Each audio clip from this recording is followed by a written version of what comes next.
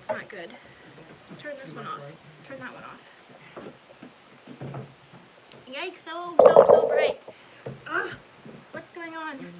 Having technical difficulties, so bear with me. Hey! I'm trying to do this from my phone, guys, so this is the first time. So, can you hear me? Ah! No, that's even worse. Point it up. Hi, guys. Sorry, bear with me while I'm a ghost. Happy birthday, everyone. Or happy birthday to me. Why am I saying happy birthday to you? I'm nervous, I guess, because it's not really working. Okay. Yeah, that's good. That's good. Shh, buddy, be quiet, please. That's good, thanks. It's not the best, but it'll work. Emerson, someone said hi. Hi, Emerson. Say hi. Hi. My mom's going to come and watch Emerson in a little, so I wanted to plug in my microphone.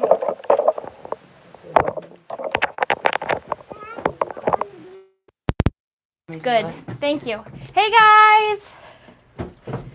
So, is that on low? It's on 2, but I think... Keep it on low.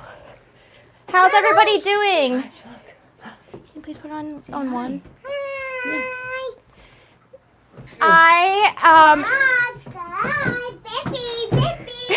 He's saying blippy blippy. Wow, I'm so like overexposed. Sorry guys, this is my first time doing it on my phone at home. You can't tap it. Like, no, okay. But that worked actually. So today started out really well. Guys, today started out really great. We got great news that the car accident, the hit and run that happened. How do I stay in focus? Like, how do I not be? Can you be closer? I'm just so pale. Like, it just doesn't like me. So the car accident that we had, the hit and run, we got word that our car was totaled, and they are settling it. And yeah, that's much better. But now you're too bright. Greg's gonna fix this. I'm sorry if it's really loud. So my birthday got that amazing news, which made me really happy. So they're actually totaling our car, and we're getting like $3,500 essentially. And $3,500 is way more than what I expected it to be. Like, I didn't think the car was honestly worth like $1,000 to $2,000. So, live chat. Okay. So he'll be with us for a little bit. So I do want to talk about some like more adult things then, but I'm going to wait for my mom to get here. Do you have your phone on you? Yeah. Okay.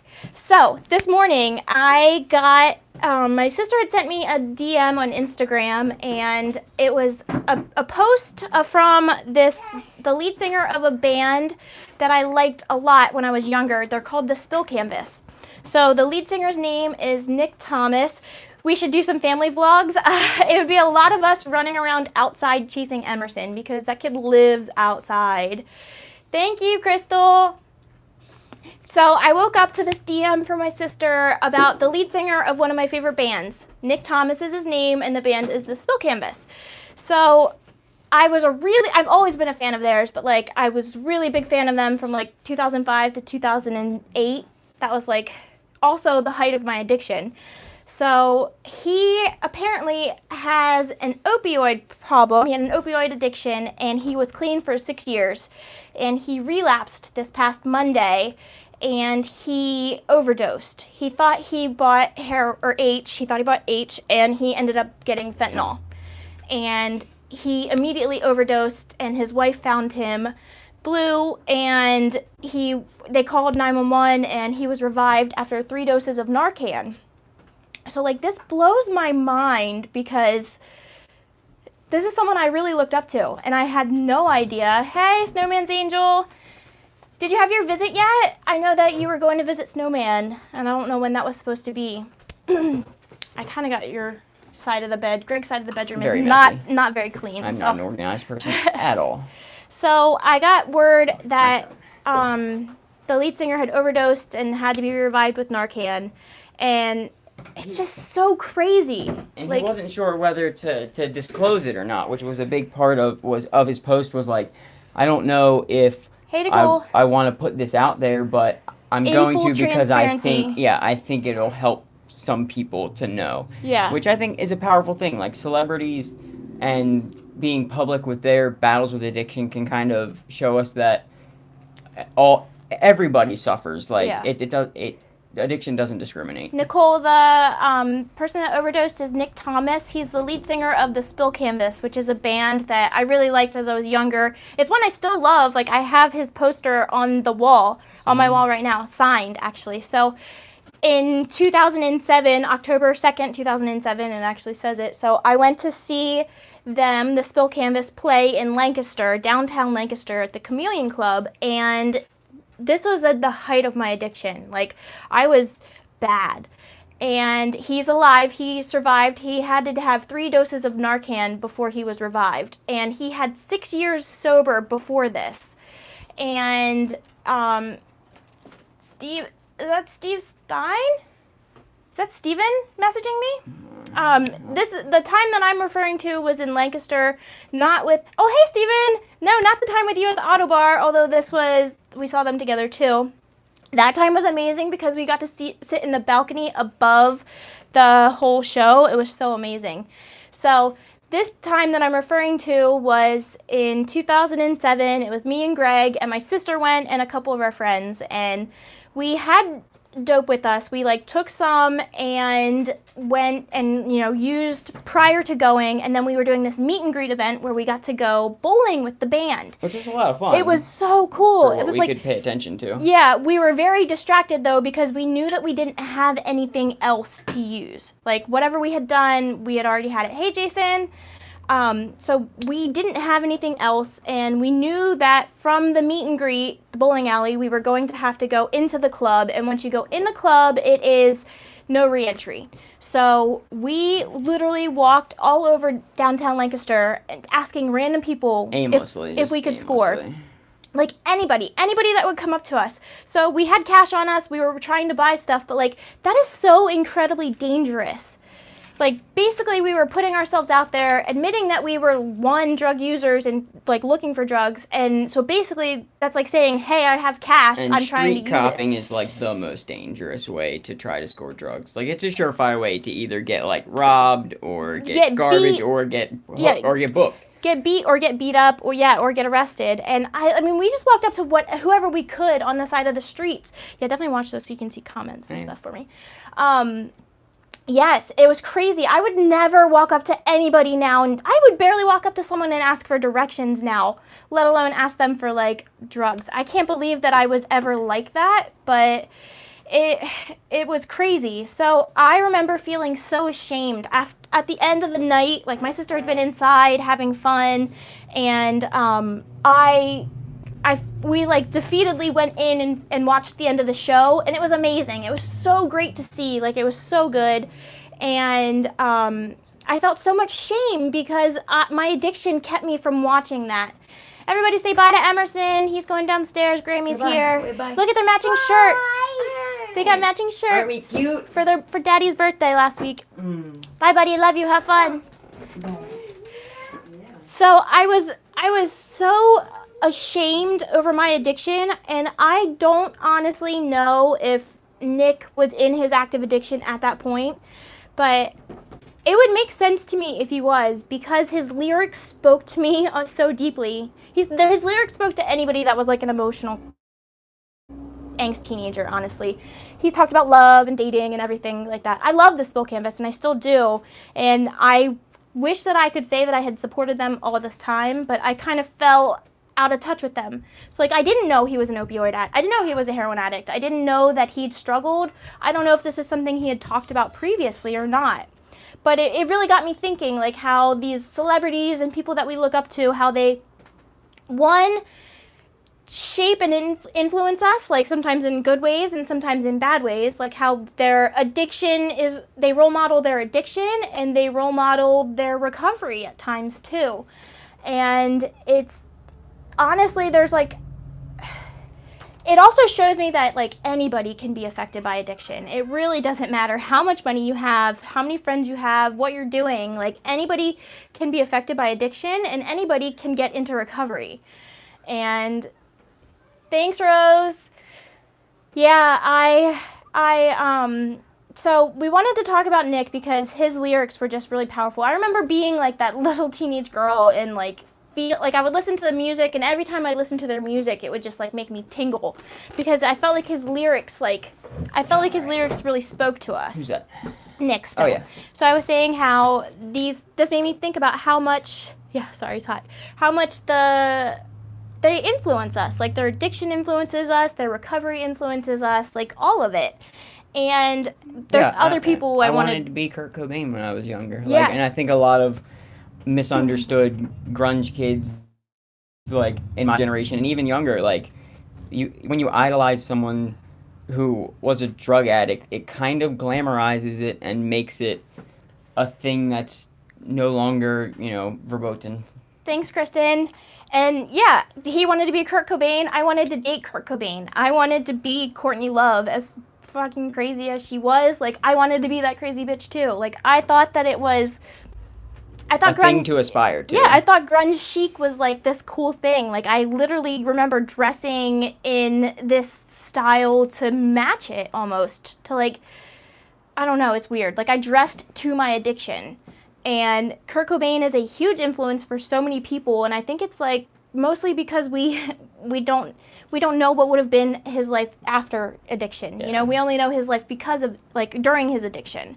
But it's better to burn out than to fade away, right? Like how many people I think I know so many people that can relate to that. Thanks for stopping by. Oh yeah, see, thank you.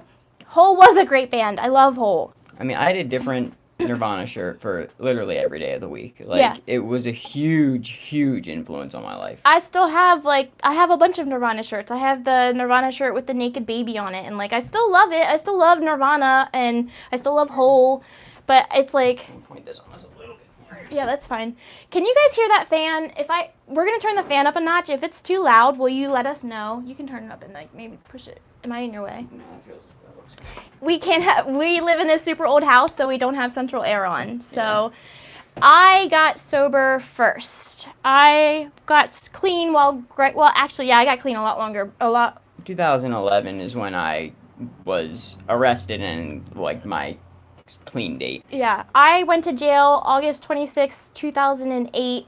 I, in full disclosure, had slip-ups in that time period, but shortly after I got out, but I don't count that against my clean date. I try not to say I have a sobriety date very often because... All that time doesn't matter anyway. You can lose it all in a second. Today is the only thing that really, really matters. Yeah, well, I don't want to disrespect people that do have a sobriety date that they hold on to very much in value. Like, my sobriety started August 26, 2008. And have I had slip-ups and setbacks? Yeah, but I got into Suboxone shortly thereafter.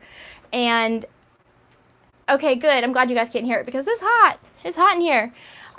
So we wanted to talk about some other artists or celebrities that have kind of influenced us specifically, and then maybe you guys can chime in and tell us some other people that you're thinking of. So, the next big person that really influenced us and is kind of relevant now is Johnny Craig. He is the lead singer of... Nothing right now. Well, Nothing. He's a solo artist. He's a solo artist right now, but he was in Slaves. Dance Gavin Dance, Emarosa. He's a really soulful singer. He's an incredible talent, but he's also a drug addict. And many years ago, he did this scam on his fans about a MacBook. And to this day, almost every post of his, you can guarantee someone in the comments is going to give him shit about a MacBook or say, I have a MacBook for sale. I'll write that down. He's had very public battles. He just got kicked out of his band Slaves as the frontman for a relapse. He is constantly battling, slipping. And a lot of his music is about that. It's about, the comeback. It's about... the redemption arc, and then the failure again, because he's failed numerous times. So his girlfriend, or his ex-girlfriend now, is a big YouTuber. She's a pet YouTuber. She has a lot of animals. And her name is Taylor Nicole Dean. She's a gorgeous, gorgeous girl, and she's in recovery. The Rewired Soul just made, this terrible video about her, can we stop enabling Taylor Nicole Dean, or whatever. She, like myself, is not the role model or poster child for recovery. She's allowed to do her recovery however she wants.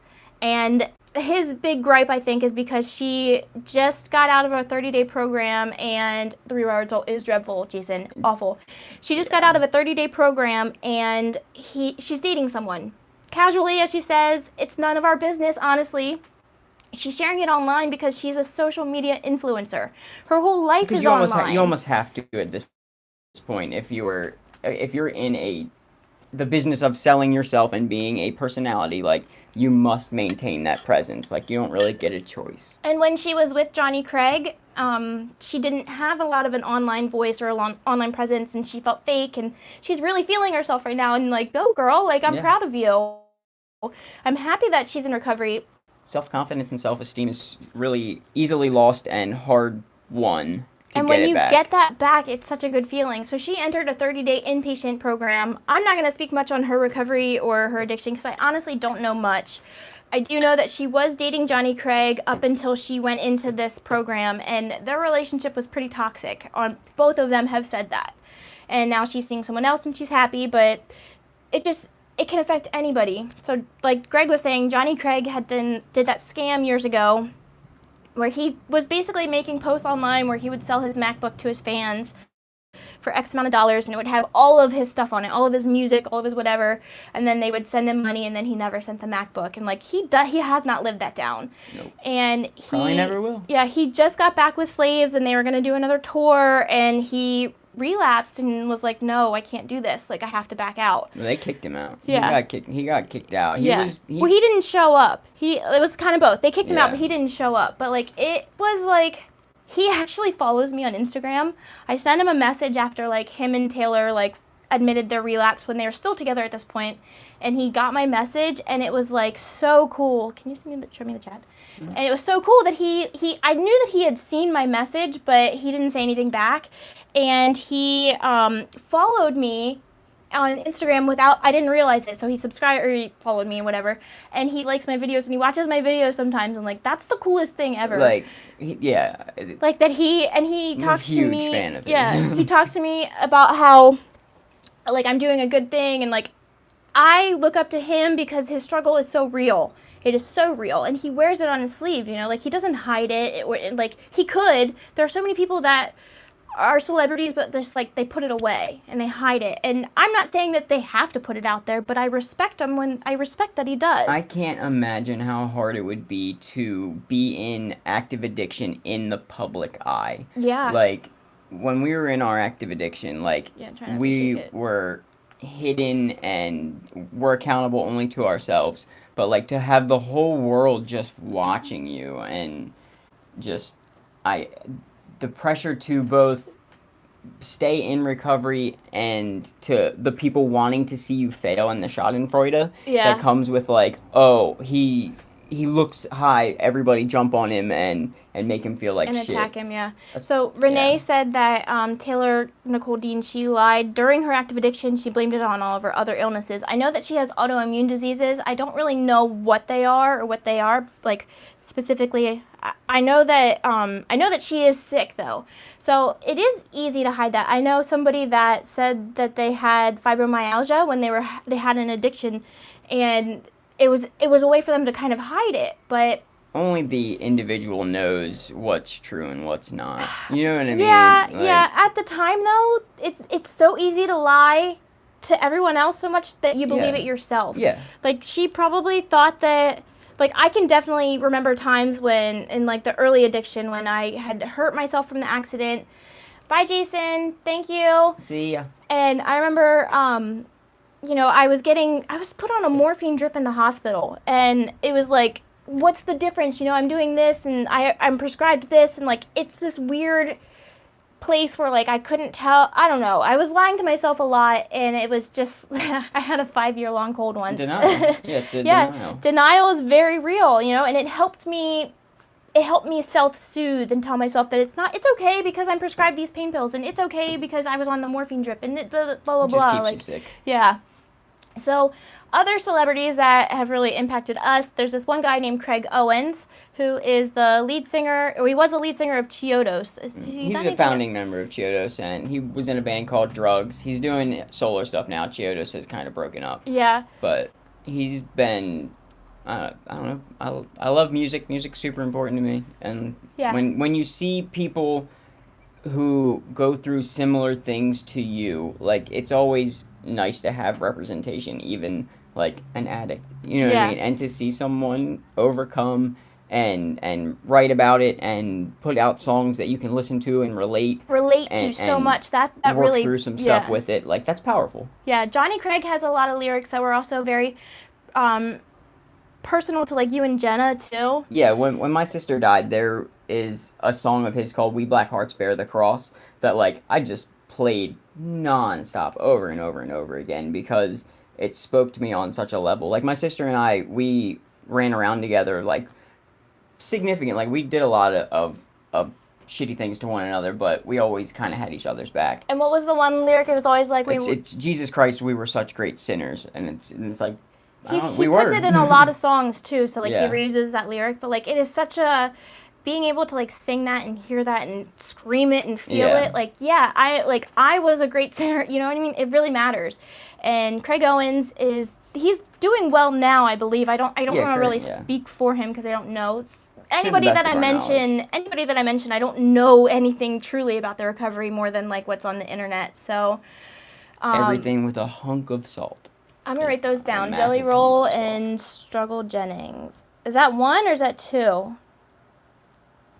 And then, so we got to see Craig Owens. Craig Owens like really means a lot to me. So we got to see him while I was pregnant after Jenna had passed, like right after.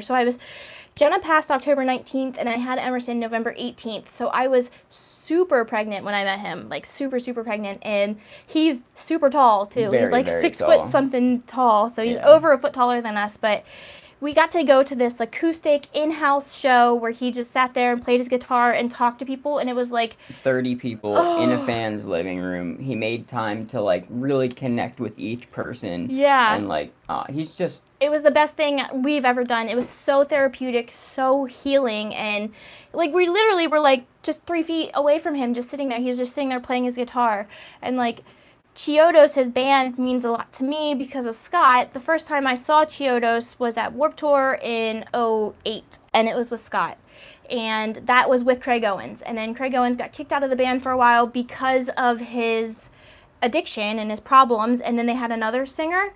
So then Scott and I went to Bamboozle, not together, but we were there together, and we saw Chiodos again with the new lead singer who was not nearly as good. He couldn't get nearly. He was good, but he had a different style. He couldn't get as high as Craig Owens. So then we went again to see Chiodos. Before I moved down to South Carolina with Greg. I invited Greg and he couldn't come up to Pennsylvania, so I took Scott. It's a story, I'll tell you all about it, but it means it didn't a ruin lot. it for me, thankfully, Yeah. because I'm not you. Yeah, but it means a lot to me. Like Chiodos just it brings back a lot of memories, and it's like interesting to see it go full circle, you know. So like I had all those things with Scott. I knew it was Greg's like favorite singer too, and then at the end, you know, I got to meet him and see him with Greg, and at that point, Scott and I weren't talking, but it was like right after Jenna passed, and it meant a lot. So yeah, I think it was Renee mentioned Demi Lovato. Yeah, Demi Lovato. That's another really big one, and she's very open about her addiction, and I think it's like so important that she struggled and it was public, but like she's private enough about it to heal. And I'm rooting for her. Like, girl, that girl's got some vocals. Like, she's such a strong singer. We put these celebrities up on pedestals and like look at them like they're perfect and can do no wrong, and like no, we all struggle. Like money can't buy you happiness. Like fame can't buy you happiness. Like no matter what, like it's all. I don't know, man. Yeah, in fact, I would think that fame and money would actually bring you more superficial happiness, but less like real genuine happiness, because you probably are surrounded by people that you can't tell if they're real or fake. You can't tell what their intentions are. Thank you, Paige. Being a human is hard, man. Yeah, and it's another one that was really important to me was Corey Monteith. I don't know if you guys know who that is. That's the actor from Glee. He played the lead character Finn, who was like the football player that the little choir girl Rachel fell in love with, and the main actress. What is her name? Aaron's gonna be so mad at me for not remembering. I think it's Lena. I forget, doesn't Glee? matter. Yeah, Glee. Who was Rachel? So she actually dated, that's another good one. I'm going to write Mac Miller down, talk about him in a minute. The Leah Michelle. Leah Michelle dated Corey Monteith in real life, and then their on-screen characters were Rachel and Finn on Glee. And my sister was obsessed with Glee. So in 2013, it was July 13th, 2013 actually, she has it written on her calendar. I asked her, and she knew right away. Corey Monteith overdosed. And it was a combination, I think, of like alcohol and opioids, but they didn't like, it was just a bad cocktail. And I remember we were hanging out with friends, and my sister just like, that really hurt her. It like really, really crushed her, because that's when she realized that, yeah, I'm clean and sober and have been, at that point, I think it would have been 5 years almost, but I could still die. I could still relapse and overdose. And that terrified her, because she saw, it's like, people that aren't in addiction see it as like, once you get to the other side, like you're there, you've made it, you're at the finish line. You're like never you just can't, there. Yeah, like they think you can't go back, but it's so easy to go back. And that with Nick Thomas, like last year was hard for me because we lost a lot of important people to relapses. Like I lost people they were all to overdoses, but I lost a lot of people that mattered to relapses. That we didn't really, like, it kind of came out of nowhere. Like, you see people, and, like, when you get to your 30s, like, you've made it a little bit. Like, you got through, like, the hardest part usually. Like, these people are through their really dark days of addiction, and it's kind of like, I don't know, I guess it's like you don't realize that your time is up. I don't know. Like, it's not as bad now, so you can't possibly die. Like, if you would have been taken out, it would have been then when you were really getting high. When you were really struggling. And, like, so I've talked about Molly, who died last July, and she, got her whole life together. She was doing so well. She became a stenographer, the person that types, like, the court hearing stuff. And then Scott, he had went to college and graduated, got clean, went to college, graduated, had a nice job at a casino. He lost his job, and like that just kind of set the spiral off. And it scared me. Two big people that I lost, that I loved a lot, and I lost them to a relapse that I say I didn't see it, but I did see it coming. I saw the steps in the progression. Yeah, we weren't like super in their lives at that point. Like I knew Scott on the periphery. I knew Scott had been messing up, and I knew that Molly had been messing up, but like I couldn't get into the situation. I wasn't close enough to be able to make contact. I probably could have with Molly. Cross baggage, like an ex of mine, an ex of yours, like people that we both had cheated on, like, you know what I mean? I cheated on Greg with Scott. Greg had cheated on me with Molly. So like we kind of we stayed back. It honestly, like, that was what we needed to do, but like we still saw it happen, still saw them lose them. And then we lost Molly first, and that, like, she saw me, that hurt me. And you had not been together since 2007. Yeah, a long time ago, but man, did that devastate me. And so when Scott died, like, my relationship or fling with him had been more recent. That was 2014. Yeah, but her allowing me to grieve so openly and, like, just there when Molly died made it just so easy to do the same for you, even though, like, at one point I really was upset with him and you. And anytime I talked about Scott prior, it had upset him. Right. And it was hard, because I had cheated on him with Scott. And I don't know how I would have gotten through that mourning process. I'm still grieving. We're still grieving over Molly and still grieving over Scott. And I don't know if I could have done that. Yeah, Molly's picture's right there. I don't know if I could have done that without him understanding. And it sucks that he had to go through that we had to lose Molly for him to understand. But, like,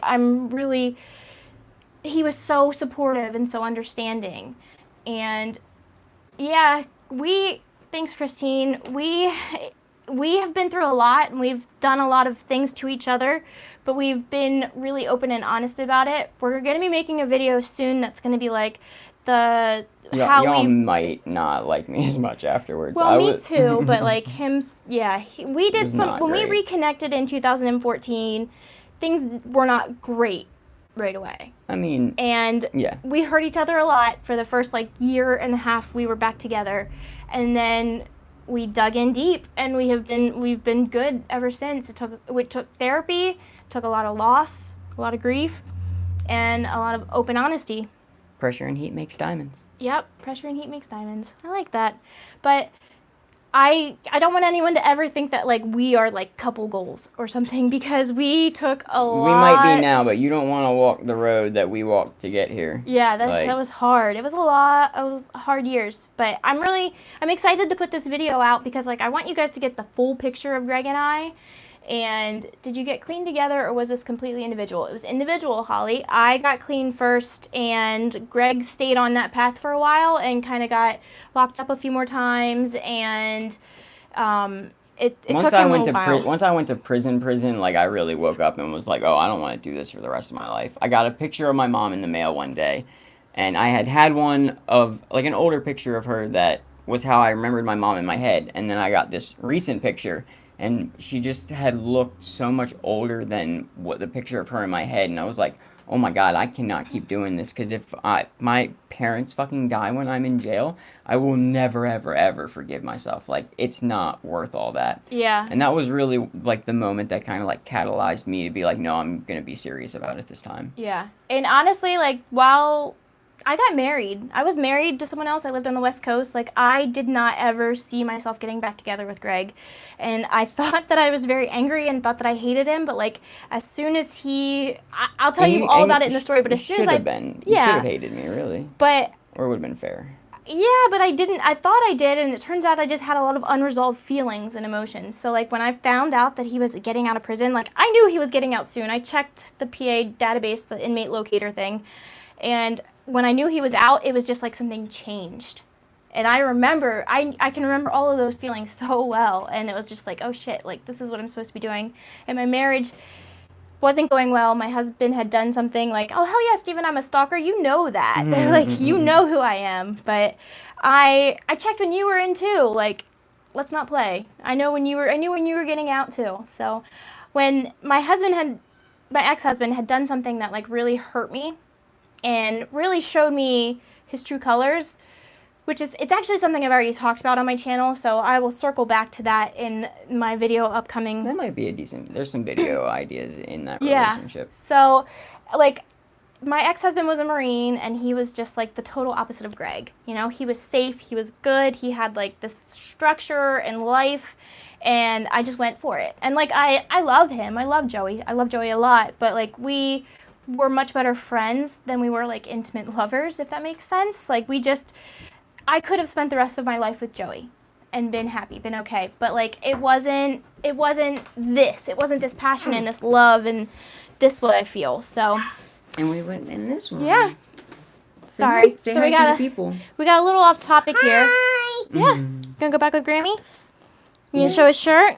It glows in the dark. He matches Daddy. What's that called? What? An astronaut. Hi, Gabby. I don't know. Why don't you go see what Jazzy's barking at? Come on, we're gonna go get ice cream. Woo! Go have fun getting ice cream. You gonna bring me back some? I know. No? Okay, fine. Bye. Get chocolate with sprinkles. Sprinkles? Okay, so he said, I don't want chocolate. So I will definitely make those videos. We'll make those videos soon because we have been working up to it. I just didn't want you guys to hate Greg. And I say that because, like, the story's hard to hear. Yeah. It was hard to live through, but, like, I want our full story out there.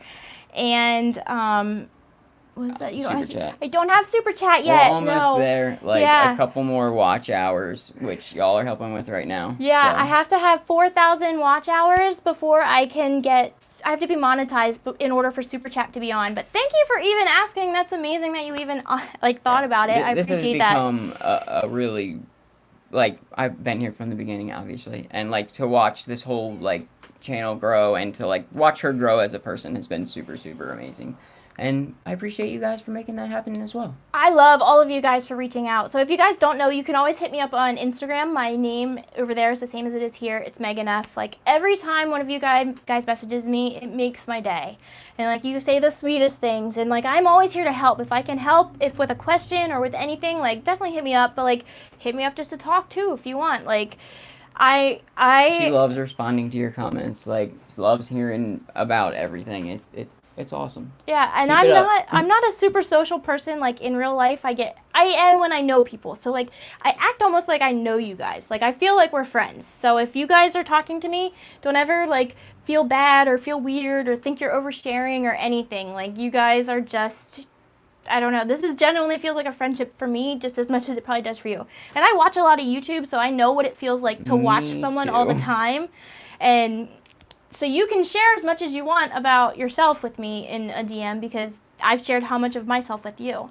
And yeah, I really enjoy it. But I think that I want to do a Patreon. I've been thinking about making a Patreon because I have content that I think that would be more geared for that versus YouTube. Like, it's not YouTube friendly, I guess. Yeah, Patreon, you can kind of do whatever. I can talk about more, like, explicit content. Not really explicit, but, like, just stuff that YouTube wouldn't be good with. And I think I want to get a P.O. box, because I would think it would be really freaking cool if you guys could write me letters and stuff. And oh, here, I want to read these comments. So you guys are a great couple, open, honest communication, love listening to what you have to say. Oh, thanks about Emerson. He is adorable.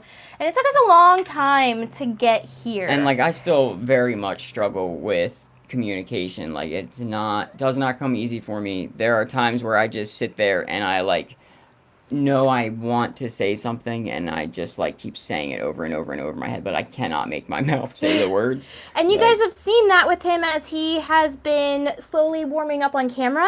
Like, if you go back and watch the first video, like, he was super nervous. He couldn't even look in the camera lens. Sorry, I'm sharing the But that can still, Patreon. like, that feeling of, like, overwhelm and, like, just shutting down can still happen even, like, with you. Like, it just depends on the situation. Like, I don't know, sometimes my brain just kind of short circuits a little bit. He's been feeling very overwhelmed with, lately, like with the car accident, the hit and run. So then we didn't have a vehicle for 2 weeks. He was riding a bike to work. Money is tight right now, so it's not like we could just go out and buy a new car or get a rental without the insurance helping. And then his carpal tunnel has been incredibly bad lately. Yeah. He usually gets cortisone shots to help with that, but the shots aren't even working. Yeah, they only work for a limited amount of time, and my time is up in this left hand. So he, like, can't even keep a grip. So my cousin is a physician's assistant, and she said he has to get into an orthopedic surgeon. Yeah, I need surgery. Well, surgery can't really happen right now. Like, he's eligible for FMLA, which means you can take 12 weeks off of work, but it's unpaid. Yeah, it would be a hit. Yeah, It like, would be a serious hit. We will probably have to sign up for, like, AFLAC or something so he can get disability for it, but thank you. Carpal tunnel is the worst. I hope none of you ever have to go through it. Yeah, and then on top of that, my dad was visiting, so, like... And I'm at work. I'm doing the job of two people, so I'm, like, double the work is also very hard on my wrist and my body and my mental spirit.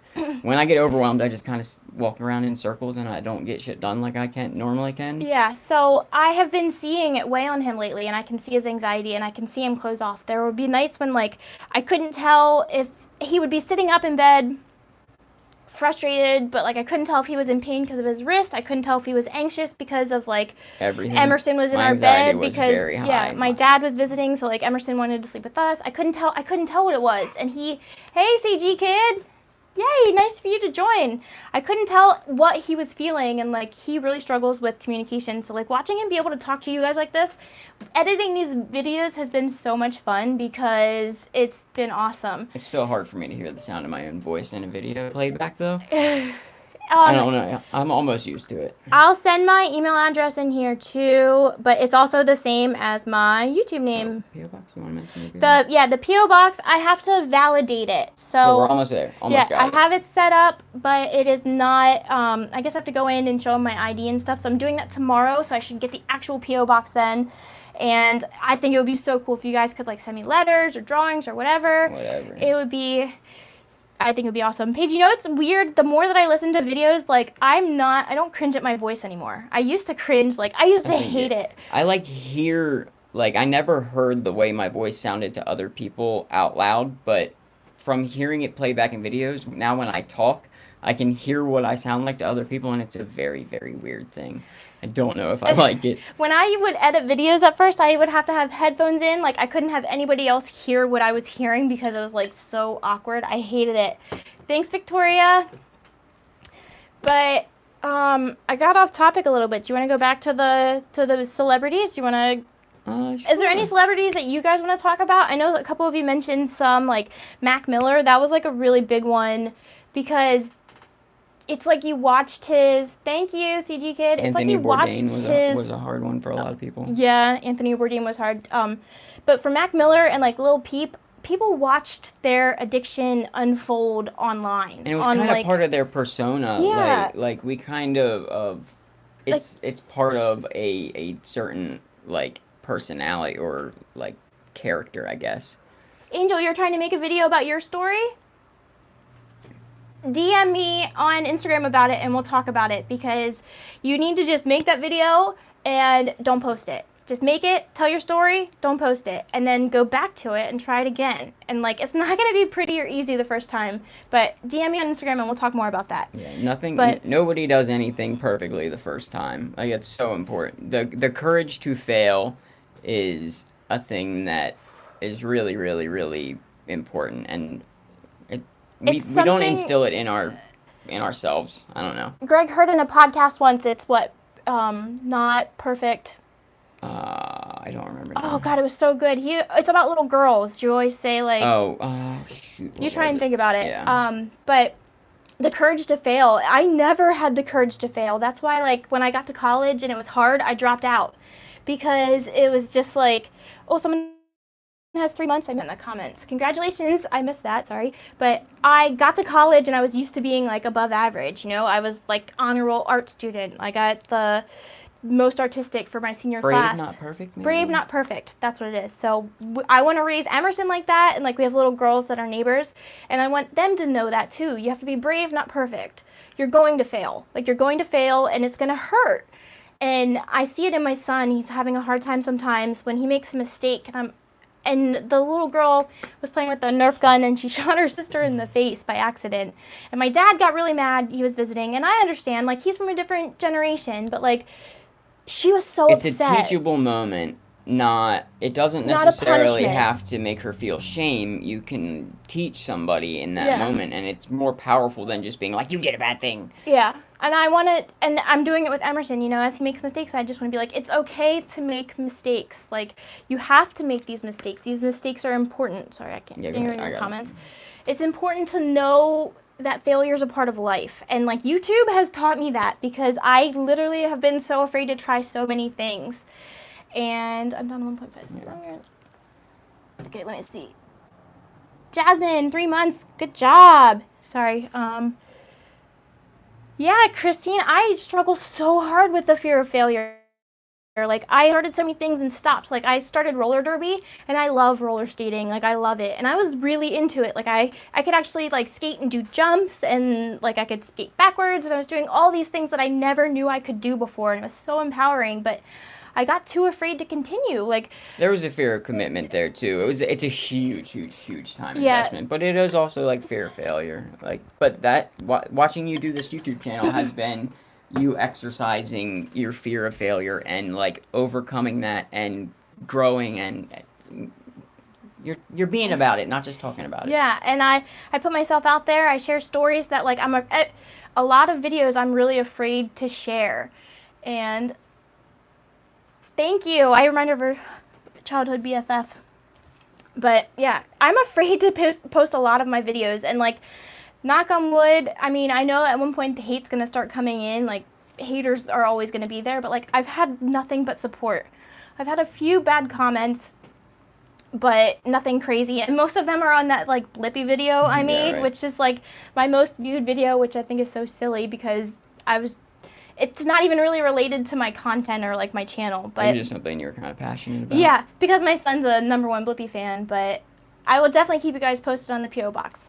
And I so I make these videos, and like I've been so afraid to also, like, it's one thing to share them with you, like that's scary, but like it's super, super scary to share them on my Facebook page, like my private Facebook page, because People who know us or yeah, whatever. because it's like I went into recovery and then I put it all away and I don't talk about it, and I don't want to do that anymore. Like, I don't want to be ashamed of my past. I don't want to. I've made a lot of dumb choices and I'm not necessarily proud of them, but like I don't want to be ashamed of them either. But Jasmine says she's down to 4 milligrams a day, weaning down week by week. Like, Megan weaned down for a while too, and was like had plans to get off, but then we were like, well, I mean, have to. Not you don't have to, but for us, it was important for us to weigh the pros and cons of getting off or staying on. Was it hurting us to stay on? Was it worth going through the pain of jumping off of, and then not having like that safety net? Like, there's a lot of reasons to maybe consider not going off. It depends on how comfortable you are in your recovery. Each person is different. yeah, But don't feel like you Facebook- have to get off. Yeah.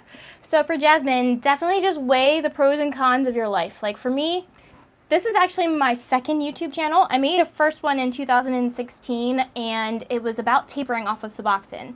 And at that point, I was rushing it, to be quite honest. I was working a job that had an hour commute, and I worked, 50 hours a week minimum? Too many. Plus, I had an hour commute one way, so I was spending 10 hours a week driving, and it was just crazy. They were asking way too much of you. I had a 9-month-old baby. Like, it was not the right time to do this. Like, I wasn't even living. We had just gotten into this place. We had to move from South Carolina quickly, so we were living with a friend. So it was That was not the the greatest three of us. So it was situation. me, Greg, a 3-month-old baby, and 3 dogs in literally a bedroom. And I was trying to taper off Suboxone. Like, it was not a good point. And But you felt compelled to go down for some reason. Like, what was it about it that made you want to like keep going down? Money, didn't know what. and it was hard to. At that point, I felt very like a Trapped? slave to Yeah. Suboxone, and I wasn't owning my recovery. I was just on medication, and that was my mistake the first time around. So now that I stopped, I like let my YouTube channel up for a while, and then I canceled it. I just closed it because I don't stand for that anymore. I got into therapy. I started really working on a lot of different things. We started working on things, and CBT, man. Yeah. CBT is my opinion changed. I lost those 2 big people last year, and then Christmas came, and I was missing Scott and Molly, and Jenna, so bad. And I was feeling blessed, but also shameful. I was ashamed. it's survivor's guilt. Yeah. It's a form of survivor's guilt. Like, why sometimes it's hard to know why you made it out when so many other people didn't, and it's just like, I don't know, why them? Why they have to lose when My lips are chapped. there's shitty people out there that Yeah, what did I do Live to forever. deserve this? And why? It just made me feel like I want to take advantage of this. I want to do something with my life because I have been given the gift to be alive right now. I could have been just like them. I mean, it still could happen. I could still have health complications from my drug addiction. You don't know what could happen. And I really want to take advantage of that because life is short. And that's what I've learned the last couple of years. But I wanted to go back to some of these comments. So CG Kid said that Facebook recovery groups are way worse, and they are. Facebook is just Facebook is kinda mean. toxic, man. Hey Jess, I speak of the devil. I was just gonna talk about Jess. Jess has a video that went viral on Facebook, and people are just being stupid about it. It's like Facebook brings out the worst in everybody. Oh, in Suboxone news, the manufacturer of Suboxone actually got fined $1.4 billion for telling doctors to basically overprescribe. So all of the people that were put on 3 strips a day at the beginning, 4 strips a day at the beginning, that was the pharmaceutical companies just trying to make more money from insurance companies again, which is kind of grimy. There's no real need to be on that high of a dose, really. Did they say what the max dose should be? No, they did not. They just said that the reps were convincing doctors to overprescribe for monetary reasons. They tried 20 milligrams, which I think is kind of crazy, but I can't say. I don't know what the maximum dose is. So I want to do some more research on that. But I'm kind of upset. I'm not upset about this lawsuit. This lawsuit is valid, and they're wrong for overprescribing. There are other people to punish too, though. Yeah, but what about the other opioids? Suboxone has a ceiling effect. It has limits to it, like checks and balance that like. And it cuts overdoses in half. Right? Like, that's worth something. And this lawsuit just puts it in this like negative light where it doesn't They're the bad guys. Yeah, it looks like they're bad, and I'm like trying to really push to talk about how good Suboxone is, but then this lawsuit makes it look as bad, if not worse, than like the All they did was OxyContin. the same thing that every other drug manufacturer does, which is push their product and try to get paid. And like It's the just- makers of OxyContin did the exact same thing. Like, but I'm to the best of my knowledge, this is the largest like fine or anything in the opioid crisis, and that's what the headline is. And it's like, this is the maker of Suboxone, the thing that that's can treating save the thing that's people. helping it. So now you're putting it on the same page as man, it bums me Oxy, out. and it's Go just after big them. pharma in Huh. general. It's not the medication. You know what I mean? Yeah. It's the big pharma, because they do that with the the EpiPens, and overpricing them and overpricing cancer medicine. man. Like that's big pharma. That's not the American medication itself. healthcare needs some serious overhaul, guys. Yeah, that's crazy. I'm definitely gonna make a video about that. But and then there was something else I wanted to read in the comments. Sorry. It's almost 8. Oh, I mean, it's fine. We can. Yeah. Doctor has you on 24 milligrams, Victoria, and you want to taper down, and she That's doesn't what want to got do me it. talking Okay. about. Victoria, you can No always one DM can, me but- on Instagram. I don't want to give out medical advice because I'm not a medical professional, but like I can share my experience with you and kind of tell you like what There's I a did. safe and- way to go down from 24 where you won't even really. Yeah, and feel like it. no matter what, you're gonna have to tell your doctor, even if they're like. You can work with them, like if it sucks that a doctor would tell you no though, that like you can't taper, because I feel like it depends on, there's a lot of criteria it depends on like how long you've been in treatment, where you're at in your recovery, like what your home life is like, what your work life is like, you know, all these things. They have to take all this into consideration. It's like, hard for a doctor to get all that information How too. you're Like doing they in kind of have therapy. to go off of what you tell them, which but I don't know. keeping, yes, Therapy's Suboxone important. can be used lifelong, but like it shouldn't be. The sole thing you Yeah, do. Like there's a lot more to it. Like the therapy's super important. therapy. It's one of the best things you can do as a human being is learn more about yourself and learn how to treat other people better. Yeah. Like, I don't know, man. When a doctor says no, you can't taper. I don't know. I feel like it should be a conversation. It shouldn't We just should be both like have no. one like- hand on the steering wheel of your recovery, I think. Because then it makes you feel like it's about the money. If they don't want to work with you, and that's scary. And there's not enough providers everywhere to give you the option to just switch. Like that's something that I faced a few years ago when I got booted from a program because the doctors were kind of grimy about their. You have to be an active patient, and you have to be active you have to stay there and see them every 30 days. And if not, you become inactive. And by having some people go inactive every now and then, it allowed them to see more patients. There's a lot of people that need treatment. I get that, Yeah. but I don't know. So when I had to switch from that provider to the one I'm in now, it took a while, and it sucked. So reading comments. Yeah, always felt like a hostage on stubs. Yeah, it depends. Like each person's relationship with Suboxone is personal. Like you can look at it as handcuffs and like this thing you have to do, or you can look at it as your antidepressant, the thing that you can take to let you live a normal life when you maybe otherwise couldn't.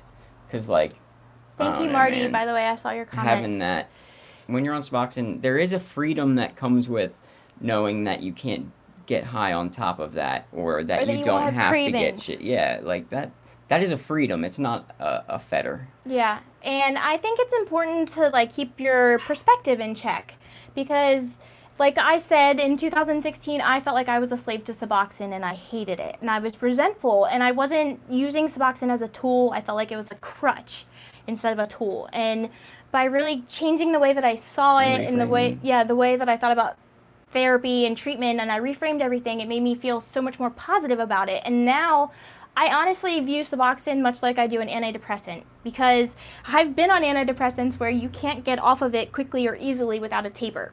So that's the physical dependence. And if I stop taking Suboxone, like say I just stop taking it, like I don't get cravings for more Suboxone. I get cravings for like the opioid, like a dope or something like that, you know? That's what you want. It's this different? whole relationship between dependence and addiction that people are really struggling with Suboxone. Like, yeah, you're dependent, but you can be dependent on Many yeah, things. you can Carbs, sugar, caffeine, nicotine, like yeah, there's antidepressants, yeah. your blood pressure medicine, just so much. So you have to really just be honest with yourself, like, and you might feel like a slave to Suboxone. Like, that's okay, that's valid too. You Yeah. might be taking too much. You might not be happy with your position, and then it's up to you to kind of reevaluate and set goals for how you can change that, because you can change it. Your mind is far, far, far more powerful than we realize a lot of the times.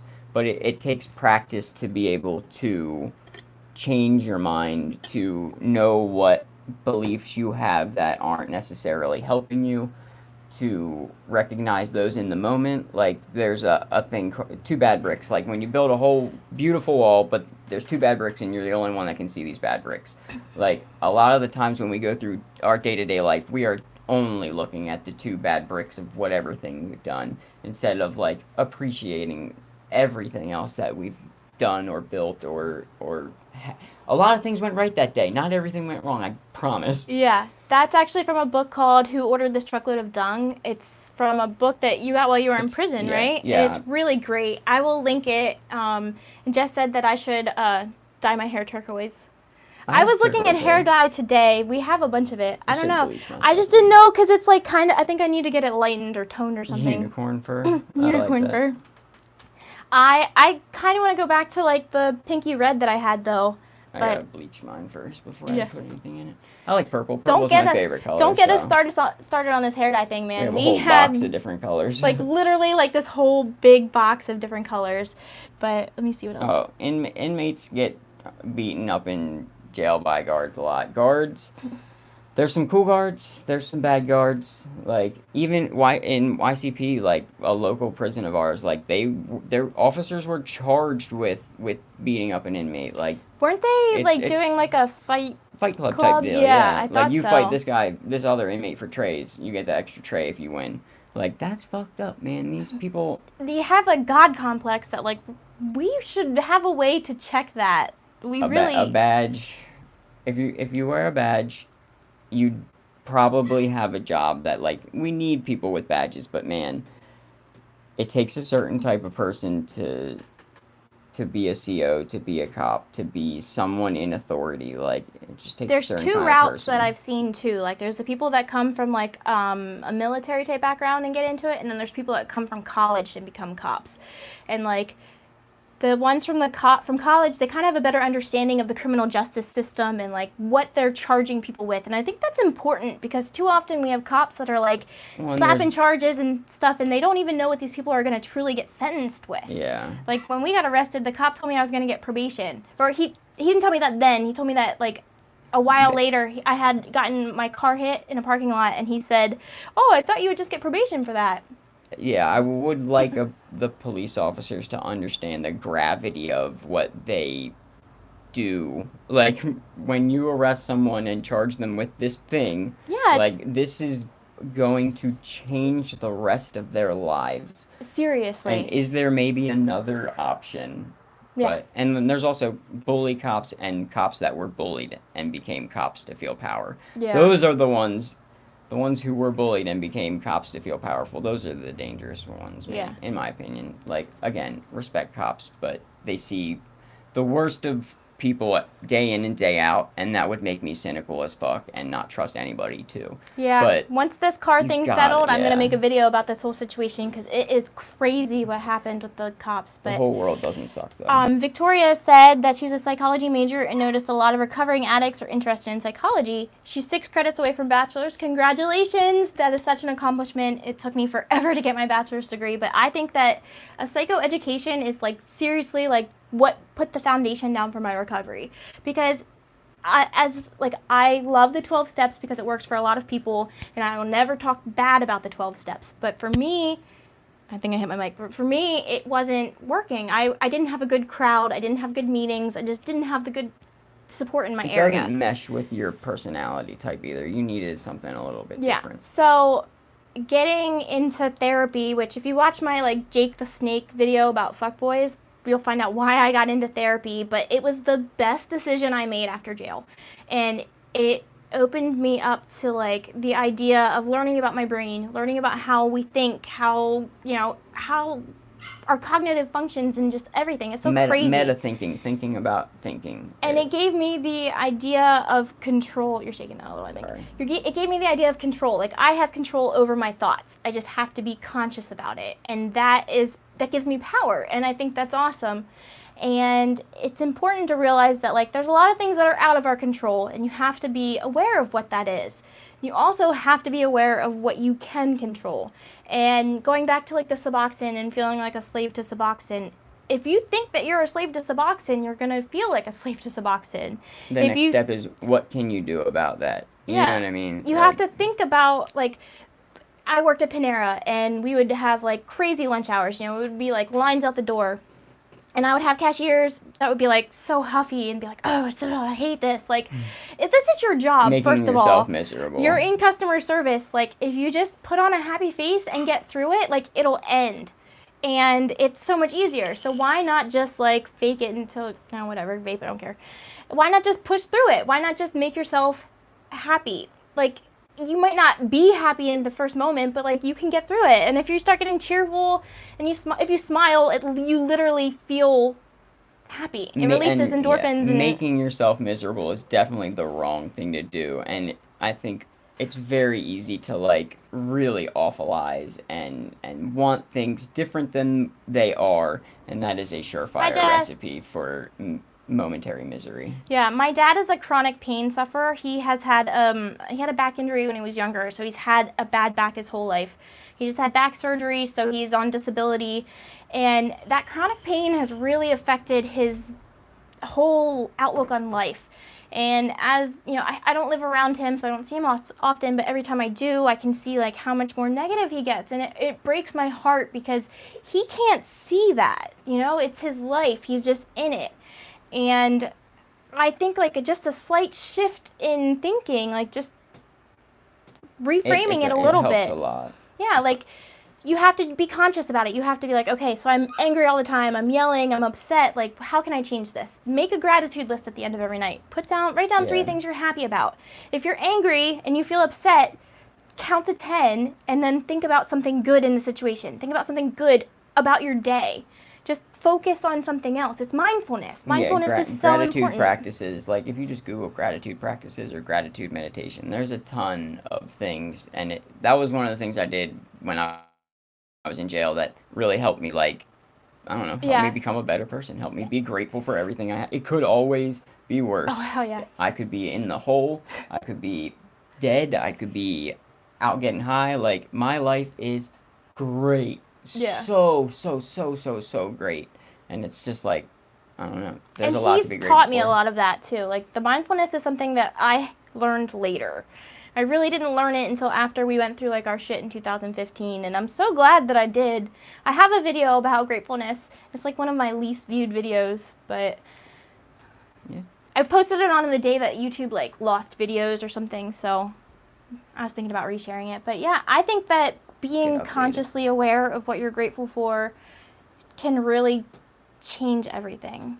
I used to be unhappy. I used to struggle with a lot of things. And, oh, is G-Man here? Even if you're in your addiction, G-Man. like, there are things to be grateful for. Like, you probably haven't lost everything. Like, there's definitely still people that love you.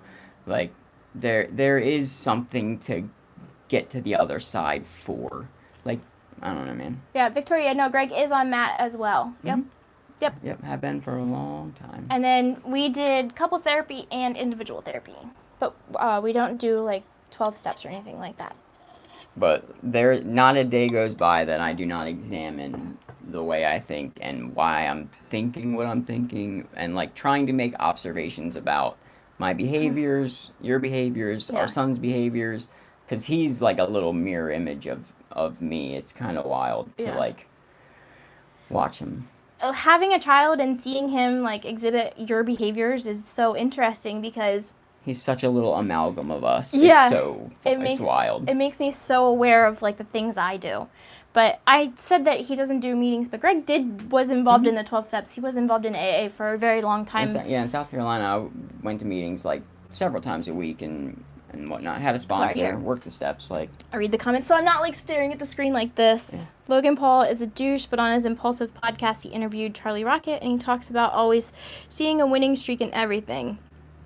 Yeah, and I think that's super important because, like, an attitude of gratitude. That's an AA thing. yeah, not every day is a good day, but there's how's it go? Not every day is a good day, but every day has something good in it, I think. I can't remember. Something like that.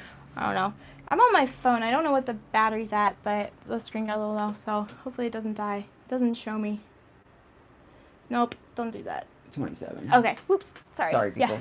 So- I mean, your mom's probably over Yeah, there anyway. we can hang out for a few more minutes, and then I have some cool videos coming out, guys. We're gonna wrap it up here.